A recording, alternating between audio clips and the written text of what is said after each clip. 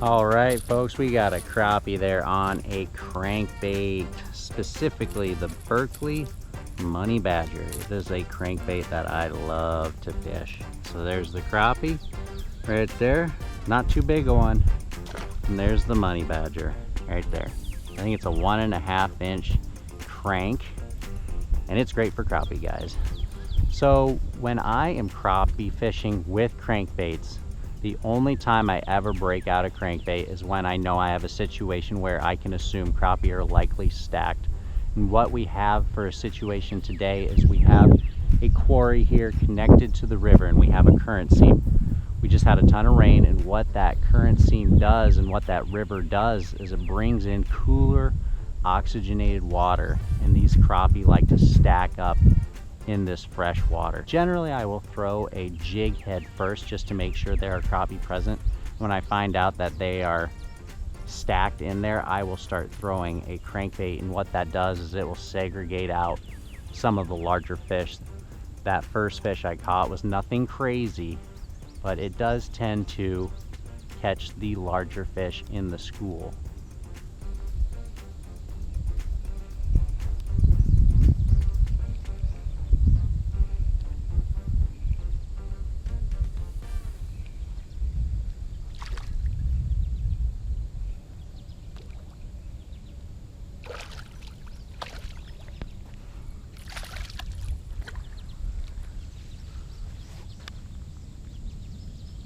Now, something that will happen often is you will get bycatch, guys, because a lot of fish like to stack up in situations like this. When you got current seams bringing down clean, new water, fish love to stack up, and bait fish love to stack up. So you will get bycatch. It's pretty much a catch-all, guys. Looks just like a shad. It's about the same size as the shad right now in this body of water, so we'll get that bass back.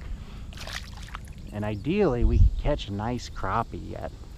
I've caught 3 bass already in just that one crappie, but that's the deal. The crappie fishing is gonna be slower because this does segregate out the smaller fish, but the big ones oftentimes choke it. There's another little bass there, guys. Not the crappie I'm looking for, but while we're talking about it, let's talk about some specifics about this crankbait here. Particularly these smaller crankbaits, they do not dive easily on heavy line. I fish this crankbait almost exclusively on 4-pound line because that allows me to max out the depth of this, and I generally fish it in pretty shallow water unless I know there are fish suspending just below surface. Max depth of this crankbait I think is about 3 feet, 3-4 feet, and you can get a little more out of it probably with the 4-pound line, but I like fishing small cranks on 4-pound line, light tackle. I feel like it lets me get the most out of this crankbait. Well, folks, I've fished this pretty thoroughly through here, so what we're gonna do is we're gonna switch to a jig quick just to pick off maybe 1 or 2 more, but guys, I swear by it. Anywhere you know crappie are stacked and you're catching them really well with a jig, try to throw a crank on there so you can get those bigger ones out of the school to go after it. It's a big commitment, big crappie, go after these. You're biting light.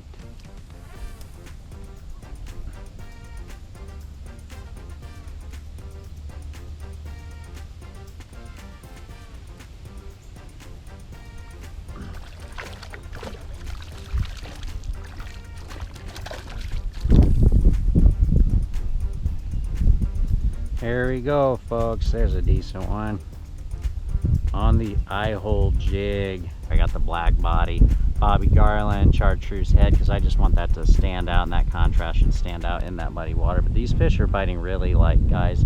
I think that the school is kind of thinned out, and the fact that it's really late in the day has these fish a bit more scattered out and not as congregated, and they're just biting a lot lighter.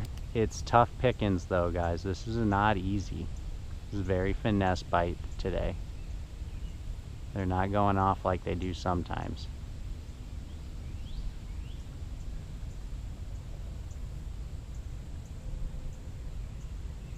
See, there we go. See how long that took?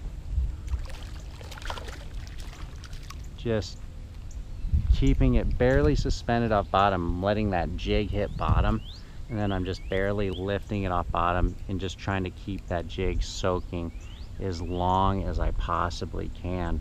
This takes a lot of practice to get those jigs and having that patience to keep that jig going as slow as I'm running it. You just got to experiment. It's a lot of experimentation. A lot of what I'm doing is intuitive at this point, but this takes years of just a lot of practice.